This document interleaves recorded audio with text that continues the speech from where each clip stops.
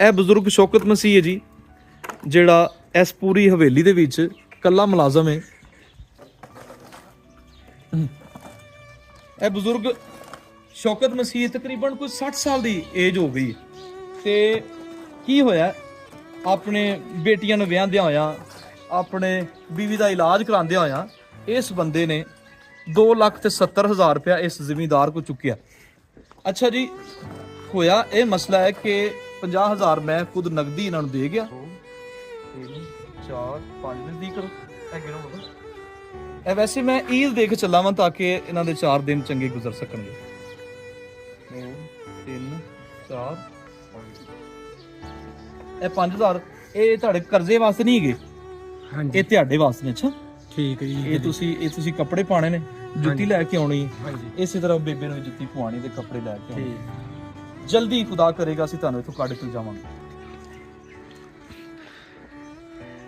ਖੁਦਾ ਚ ਤੁਹਾਡੀ ਸਲਾਮਤੀ ਹੋਵੇ। ਮੈਂ ਨਵੀਦ ਮਸੀਹ ਹਾਂਜੀ, ਬਜ਼ੁਰਗ ਸ਼ੌਕਤ ਦੇ ਕੋਲ ਮੈਂ ਦੁਬਾਰਾ ਆਇਆ ਹਾਂ। ਪਹਿਲੇ ਆਇਆ ਇਹਨਾਂ ਦਾ 50,000 ਅਸੀਂ ਕਰਜ਼ਾ ਉਤਾਰਿਆ, ਅੱਜ ਮੈਂ 63,000 ਲੈ ਕੇ ਆਇਆ ਹਾਂ, ਉਹ ਵੀ ਖੁਦਾ ਨੇ ਚਾਹਿਆ ਤੇ ਅਸੀਂ ਪੇ ਕਰ ਦਾਂਗੇ ਅੱਜ। ਤੇ ਬਾਕੀ ਕਿਹੜਾ ਇਹਨਾਂ ਦਾ ਕਰਜ਼ਾ ਰਹਿ ਗਿਆ ਉਹ 1,65,000।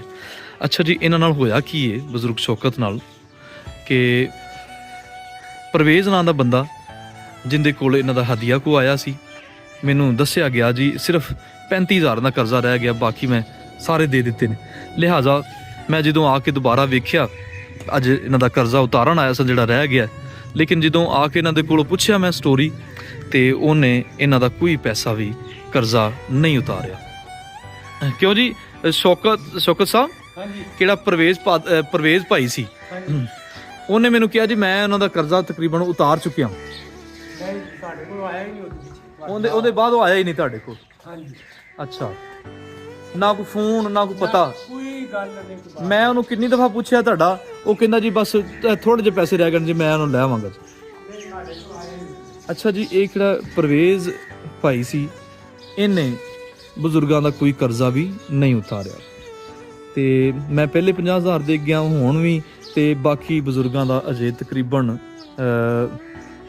1,60,000 ਜਾਂ 65,000 ਇੰਨੇ ਪੈਸੇ ਰਹਿ ਗਏ ਨੇ। ਇਸ ਟਾਈਮ ਜੀ ਈਸਟਰ ਵੀ ਨਜ਼ਦੀਕ ਹੈ, ਤੇ ਬਜ਼ੁਰਗਾਂ ਦੀ ਕਿਹੜੀ ਬੀਵੀ ਮਾਂ ਸਾਡੀ ਹੈ, ਉਹ ਬਿਮਾਰ, ਕਾਫੀ ਜ਼ਿਆਦਾ ਬਿਮਾਰ ਕਿ ਉਹਨਾਂ ਕੋਲ ਟੁਰਿਆ ਵੀ ਨਹੀਂ ਜਾਂਦਾ, ਤੇ ਇਸ ਟਾਈਮ ਉਹਨਾਂ ਦੀ ਬੇਟੀਆਂ ਲੈ ਗਈਆਂ ਨੇ ਤਾਂ ਕਿ ਉਹਦੀ ਕੋਈ ਸੇਵਾ ਕੀਤੀ ਜਾਏ। ਇਹ ਬਜ਼ੁਰਗਾਂ ਦਾ ਕੰਮ ਜੇ, ਗੋਇਆ ਚੁੱਕਣਾ, ਪੱਠੇ ਵੱਢਣੇ। ਬਜ਼ੁਰਗੋ ਇਹ ਜਰਾ ਥੋੜਾ ਜਿਹਾ ਹਿਲਾਣਾ ਇਹਨੂੰ, ਕਿਵੇਂ ਗੋਇਆ ਚੁੱਕਦੇ। ਅੱਛਾ ਜੀ, ਇਹੀ ਬਜ਼ੁਰਗ ਮਿਹਨਤ ਕਸ਼ ਕੰਮ ਕਰਦੇ ਨੇ, ਤੇ ਬਾਕੀ ਇਹਨਾਂ ਦਾ ਕਿਹੜਾ ਕਰਜ਼ਾ ਹੈ ਉਹ ਤਕਰੀਬਨ 1,60,000 ਜਾਂ 65,000। ਜ਼ਰੂਰ ਸਾਡੇ ਨਾਲ ਇਸ ਖਿਦਮਤ 'ਚ ਸਾਥ ਦਿਓ ਤਾਂ ਕਿ ਅਸੀਂ ਇਸ ਬਜ਼ੁਰਗ ਨੂੰ ਇਸ ਗੁਲਾਮੀ 'ਚੋਂ ਕੱਢ ਕੇ ਆਪਣੇ ਓਲਡ ਏਜ ਹੋਮ 'ਚ ਲੈ ਕੇ ਜਾਈਏ, ਜਾਂ ਕਿੱਥੇ ਇਹਨਾਂ ਦਾ ਦਿਲ ਕਰੇਗਾ ਅਸੀਂ ਉੱਥੇ ਇਹਨਾਂ ਨੂੰ ਲੈ ਜਾਵਾਂਗੇ ਤਾਂ ਕਿ ਆਪਣੀ ਜ਼ਿੰਦਗੀ ਦੇ 4 ਦਿਨ ਗੁਜ਼ਾਰ ਸਕਣ। ਬਜ਼ੁਰਗੋ 1 ਮਿੰਟ ਰੁਕਣਾ, ਦੁਆ ਕਰਨਾ ਤਾਂ ਕਿ ਅਸੀਂ ਜਲਦੀ ਤੁਹਾਨੂੰ ਇਸ ਮੁਸ਼ਕਲ 'ਚੋਂ, ਇਸ ਘੜੀ 'ਚੋਂ ਕੱਢ ਸਕੀਏ। ਜੋ ਤੁਹਾਡੇ ਨਾਲ ਉਹ ਭਾਈ ਕਰ ਗਿਆ, ਕੀ ਉਹਦਾ ਨਾਂ ਹੈ, ਪਰਵੇਜ਼, ਠੀਕ ਹੈ ਜੀ, ਉਹਨੇ ਜੋ ਵੀ ਕੀਤਾ ਖੁਦਾ ਜਾਣੇ, ਉਹਦਾ ਭਲਾ ਅਸੀਂ ਇਹੋ ਹੀ ਕਹਿ ਸਕਾਂਗੇ। ਤੇ ਅਸੀਂ ਦੁਆ ਕਰਨੇ ਜੀ ਬਜ਼ੁਰਗ ਸ਼ੌਕਤ ਨੂੰ ਇਸ ਗੁਲਾਮੀ 'ਚੋਂ ਕੱਢਣ ਵਾਸਤੇ ਜ਼ਰੂਰ ਸਾਡਾ ਸਾਥ ਦੇ ਸਕਦੇ ਹੋ ਸੇਵਾ ਦੇ ਵਿੱਚ, ਤਾਂ ਕਿ ਇਸ ਮੁਸ਼ਕਲ 'ਚੋਂ ਅਸੀਂ ਕੱਢ ਕੇ ਇਹਨੂੰ ਅੱਛੀ ਜਗ੍ਹਾ ਤੇ ਲਿਜਾ ਸਕੀਏ। ਬਜ਼ੁਰਗੋ ਮੇਰੇ ਖਿਆਲ ਗੋਡਿਆਂ ਦੇ ਵਿੱਚ ਵੀ ਤੁਹਾਡੇ ਉਹ ਤਾਂ ਚੁੱਕੋ ਸਾਰਾ, ਇਹਨੂੰ ਬਹੁਤ ਮੈਨੂੰ ਆਪਣਾ ਗੋਡੇ ਦੀ ਕੰਡੀਸ਼ਨ ਵੇਖੋ ਜੀ, ਕੰਮ ਕਰ ਕਰਕੇ ਹੱਡੀਆਂ ਨਿਕਲੀਆਂ ਆਈਆਂ ਨਾ, ਤੇ ਇਹਨਾਂ ਦੇ ਘੁੱਟਨਿਆਂ ਦੇ ਵਿੱਚ ਇਹ ਸੋਜ਼ਸ਼ ਹੈ। ਬਾਬਾ ਇਹ ਕੜਕ ਹੁੰਦੀ ਇਹਦੇ 'ਚ, ਹਾਂਜੀ ਆਵਾਜ਼ ਆਉਂਦੀ